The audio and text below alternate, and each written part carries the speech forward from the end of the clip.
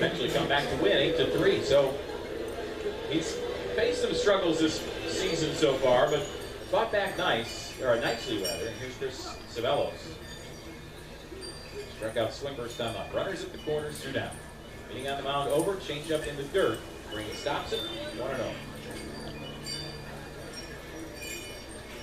And tonight, Magnet's scheduled giveaway as well as Wine Wednesday and Dollar Beer Night. And it's through the 3rd inning, and with a long 3rd inning, that's giving the folks maybe a chance to get an extra one in.